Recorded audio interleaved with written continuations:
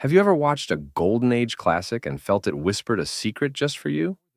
From 1934 to the mid 1960s, Hollywood's strict production code banned any hint of sex perversion, a catch-all for homosexuality. Violating it meant severe penalties, but filmmakers cleverly hid queer themes beneath the surface. Here are 20 iconic films, from 1935 to 1963, that challenged censorship and quietly gave queer audiences a rare reflection of themselves. Bride of Frankenstein. James Whale, the openly gay director, followed up his groundbreaking Frankenstein with a sequel that crackled with more than just electricity. Bride of Frankenstein wasn't just a monster movie. It was a coded exploration of otherness, desire, and forbidden intimacy. Whale infused the character of Doctor Pretorius, the eccentric bridemaker, with camp theatricality that shouted to those who knew how to listen. Ernest Thesiger's Pretorius dripped with mannerisms, his pursed lips, exaggerated gestures, and fondness for theatrical flair that served as unmistakable queer signals in a world that could not name them aloud. Whale's genius lay in his visual storytelling, scenes where the monster peers voyeuristically through lace curtains at bridal beds, and Pretorius's meticulous lab work, all framed like a secret wedding ceremony. Contemporary critics sensed a perversity in the film's tone, but dared not specify why. Modern queer scholars have identified at least 9 moments where Pretorius's body language telegraphs attraction, from the tender caress of a cigar to intimate tete-a-tete bathed in red light. The monster's poignant encounter with the blind hermit has been interpreted as a parable of queer recognition, 2 outsiders sharing a fleeting connection in a hostile world. When the monster weeps at violin music, we witness not just pathos, but the experience of beauty and sorrow in exile. Financially, the film was a triumph, grossing 5 times its budget and proving that queerness, though coded, could be lucrative. The Maltese Falcon. Director John Huston's The Maltese Falcon is a masterclass in coded queer representation wrapped in the glinting shadows of film noir. Peter Lorre's Joel Cairo enters the screen as a dapper, precise man bathed in lavender cologne and subtle innuendo. Though the production code forbade the word fairy, deleted from Dashiell Hammett's novel, Huston slipped queer signifiers through visual flourishes, Cairo's delicate stroking of his cane, his perfume-scented calling card, and his carefully groomed mannerisms. The film's sly banter and coded dialogue flew under the radar of censors, but was unmistakable to those attuned. Humphrey Bogart's Sam Spade. Sniffing Cairo's perfumed card is one of noir's quiet queer moments. Cairo's ambiguous origins, some little off-brand of Bulgaria, mocked European stereotypes, while granting him agency rarely afforded queer characters of the era. The paternal yet possessive relationship between Wilmer Cook and Sidney Greenstreet's Gutman adds another layer of coded tension. Their dynamic embodies homosocial bonding, laced with rivalry and desire. The film's closing, with Cairo and Wilmer led away together, suggests an underground community of outsiders quietly persisting, a beacon of queer visibility amid the shadows. The Picture of Dorian Gray. Oscar Wilde's novel was already infamous for its meditation on forbidden desire when MGM adapted The Picture of Dorian Gray. The studio spared no expense, investing $1.9 million and adding vivid Technicolor inserts to highlight Dorian's descent into corruption and decadence. This film visualized queer desire as physical decay, the portrait aging grotesquely while Dorian remains outwardly flawless. Director Albert Lewin preserved Wilde's subtext with careful visual coding, lingering shots of Dorian's mesmerized, self-admiring gaze, and the shadowy, butterfly-patterned lighting symbolizing a half-open closet door. The character of Lord Henry, delivered with suave menace by George Sanders, seduces Dorian into a world of hedonistic pleasure. Echoing Wilde's famous line, "The only way to get rid of temptation is to yield to it." The painting itself became a queer double, bearing the sins and shame society forced queer people to hide. Critics have noted how the film's supernatural horror reflects the psychological torment of closeted gay men, for whom pleasure came at the price of societal exile and internalized fear. The film's artistry remains a powerful metaphor for the queer experience under repression. Gilda Columbia Pictures touted Gilda as a film about a femme fatale, but the true emotional heartbeat lies in the intense, charged relationship between Johnny Farrell and Balin Munson. Their bond, filled with jealousy, possession, and longing, predates Rita Hayworth's iconic striptease by several beats and carries unmistakable homoerotic undertones. Johnny's reaction to Balin introducing Gilda as his new wife reads less like romantic disappointment and more like the pain of a betrayed lover. His obsessive surveillance and emotional cruelty toward Gilda serve as a displacement for his true obsession, Balin himself. Historian Richard Dyer famously called Gilda the queerest heterosexual film ever made, since the heterosexual romance depends on the emotional tension between the men. Hayworth's sensual glove strip scene distracts the censors, while Johnny's gaze tells a hidden story of resentment and identification. Gilda becomes a mirror, a proxy for Johnny's conflicted feelings, capturing the era's unspoken tensions around forbidden desires. Alfred Hitchcock's Rope broke new ground with its real-time continuous take filming technique. But beneath the technical bravura lies a claustrophobic, coded portrayal of a secretive relationship between two men who commit murder. The killers, Brandon and Philip, share more than just an intellectual superiority complex. Their gestures, glances, and physical proximity convey a closeness that transcends friendship. Inspired by the real-life Leopold and Loeb case, the film retains Patrick Hamilton's subtext almost verbatim. The camera often frames Brandon's possessive hands on Philip's shoulders, and their shared living space becomes a domestic tableau of hidden intimacy. The final confrontation by James Stewart's character, Rupert Cadell, carries undertones of moral panic, directed as much at their sexuality as their crime.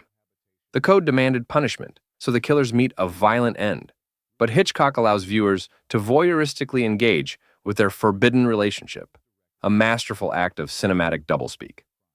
Red River, Howard Hawks' epic western, is unlikely terrain for queer coding, yet it includes one of the most audaciously homoerotic scenes in classic Hollywood. The gun-measuring moment between Montgomery Clift's Matt Garth and John Ireland's Cherry Valance is charged with longing and unspoken desire. The script deviated from the novel to delay Matt's heterosexual courtship, emphasizing his bond with Cherry instead. Their dialogue brims with innuendo about skill, beauty, and power. Hawks dresses Matt in soft buckskin that contrasts with John Wayne's rugged denim, visually coding a butch femme pairing recognizable to queer viewers. The campfire scenes further emphasize this intimate connection with warm lighting that critics at the time described as peculiar. Cherry's ultimate sacrifice, taking a bullet meant for Matt, plays out like a romantic death scene, a poignant moment of queer-coded heroism and loss. All About Eve. Joseph L. Mankiewicz's All About Eve deftly weaves a tale of ambition and betrayal within the glamorous world of Broadway. But beneath the biting dialogue lies a subtext of same-sex desire and lesbian panic. The relationship between Margot Channing and Eve Harrington transcends professional rivalry, hinting at an attraction shrouded in ambition. Eve's late-night visits, stolen dresses, and pining glances suggest more than hero worship. Critics have noted Bette Davis's portrayal includes subtle gestures of tenderness toward Eve, signaling a complex mix of identification, desire, and jealousy. The film's famous line, "Fasten your seatbelts, it's going to be a bumpy night," echoes as a self-aware nod to forbidden emotions simmering beneath the surface. The cyclical nature of the narrative, ending with another young woman poised to become Eve's understudy, reflects the ongoing repression and coded existence of queer desire in a heteronormative world. Strangers on a Train. Hitchcock's Strangers on a Train features Bruno Anthony, whose overt obsession with Guy Haines reads more like a romantic pursuit than a mere criminal conspiracy. Bruno's repeated appearances, persistent gifts, and longing stares create a narrative of forbidden desire concealed within a suspense thriller. The film's visual language, from Bruno fondling a lighter to gifting a monogrammed tie clasp, constructs a queer-coded character marked by flamboyance and obsession. The famous carousel death scene becomes a tragic consummation of a relationship that the production code forbade from existing on screen. Bruno's clutching of Guy's lighter at his death is a silent testament to their bond, a moment of queer symbolic union within the constraints of censorship. The Hitchhiker, directed by Ida Lupino, Hollywood's pioneering female filmmaker, The Hitchhiker uses the confined space of a car to explore psychological dominance infused with homoerotic tension. The sadistic killer's gaze lingers on his male victims in ways that mix threat with desire. Lupino's direction transforms the weapon into a phallic symbol through repeated caresses and uses the physical proximity forced upon the men to highlight vulnerabilities rarely acknowledged in masculine cinema. The film critiques macho bravado and reveals undercurrents of suppressed desire amid survival horror. Rebel Without a Cause. Nicholas Ray's Rebel Without a Cause captured the violent, restless spirit of youth, but it also quietly introduced Hollywood's first gay teenager, Plato. His shy smiles, desperate clinging to James Dean's Jim Stark, and symbolic acts like carrying a pin-up photo clearly signal a coded queer identity in a time when it couldn't be openly shown. Plato's play acting in the abandoned mansion with Jim and Judy layers the story with themes of abandonment, companionship, and forbidden desire. His tender plea, "Can I stay the night?" holds deeper meaning, expressing a longing for connection and acceptance denied by society. The film's poignant finale, where Plato dies cradled in Jim's arms and wearing Jim's red jacket, serves as a powerful emotional and sartorial symbol. This gesture conveys protection, belonging, and love, transcending the censorship constraints of the era. Through Plato's character, Rebel Without a Cause offers a rare and empathetic glimpse into queer youth, a portrait of longing, vulnerability, and the profound human need for acceptance during a time of enforced invisibility. Tea and Sympathy. MGM's Tea and Sympathy tells the story of Tom Lee, a prep school outcast taunted for his difference. Though the production code forbade any explicit suggestion of homosexuality, Tom's sensitivity, theatrical interests, and friendships are coded as queer. The film's title itself became a euphemism for homosexuality, and its narrative delicately urges compassion rather than judgment. Tom's cure through heterosexual intimacy is portrayed as futile, underscoring the limits society places on authentic identity. Edge of the City. Martin Ritt's Edge of the City is remembered for its bold stance on racism, but also features a deeply tender bond between two men, Black stevedore Tommy Tyler and drifter Axel Nordman. The film lingers on their physical closeness in ways rarely seen outside war movies. Their friendship, built through shared vulnerability and mutual support, challenges traditional masculinity and suggests a radical emotional core. The film's confrontations with homophobic slurs and racist hostility become intertwined critiques of multiple forms of oppression. Cat on a Hot Tin Roof. Tennessee Williams' Cat on a Hot Tin Roof faced relentless censorship over its portrayal of Brick's love for his teammate Skipper. Paul Newman's portrayal fills the void with silence and physical distance, conveying the character's internal struggle with repressed desire and grief. The film uses mirrors and reflective surfaces to symbolize Brick's fractured identity, the public facade versus private truth. The climactic confrontation with Big Daddy dances around forbidden topics with euphemisms that carry heavy emotional weight. Suddenly, Last Summer.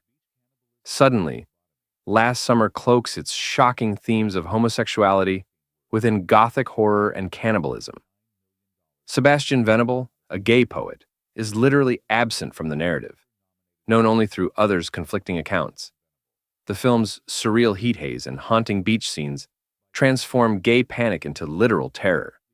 The narrative structure mirrors societal erasure, while psychiatric framing allows forbidden topics to be discussed under the guise of medical inquiry. Compulsion. Based on the infamous Leopold and Loeb case, Compulsion boldly restores the homosexual motive behind the killer's crimes, an element only subtly suggested in Alfred Hitchcock's Rope. Unlike its predecessor, Compulsion openly explores themes of obsessive attachment, power struggles, and betrayal with a level of frankness rare for its time. The film delves deep into the complex relationship between Judd and Audrey, portraying their bond as more than just friendship. Intimate moments, such as the exchange of a lover's token with trembling hands, survived the censor's cuts and serve as powerful symbols of their tragic romantic disillusionment. These gestures communicate emotional depth and vulnerability, emphasizing the personal turmoil that drives their actions. Despite stirring controversy upon release, Compulsion remains significant for its candid acknowledgement of queer desire at the heart of the story. It challenges the era's typical erasure or vilification of homosexuality by portraying the killer's relationship with nuance, highlighting the complexities of love, obsession, and identity.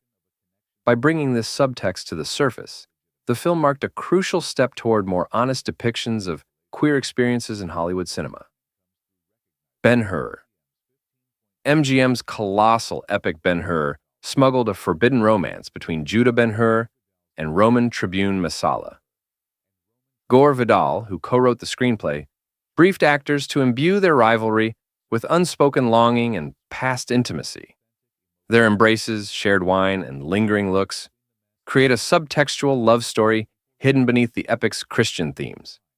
Critics lamented when later remakes erased this layer, underscoring its cultural resonance.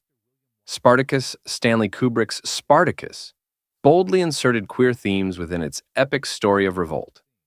The famous oysters and snails scene is a subtle yet sophisticated metaphor for bisexuality, censored in the original release but restored decades later. The film contrasts oppressive sexual dominance with liberating brotherhood and integrates traditionally feminine and masculine traits through characters like Antony.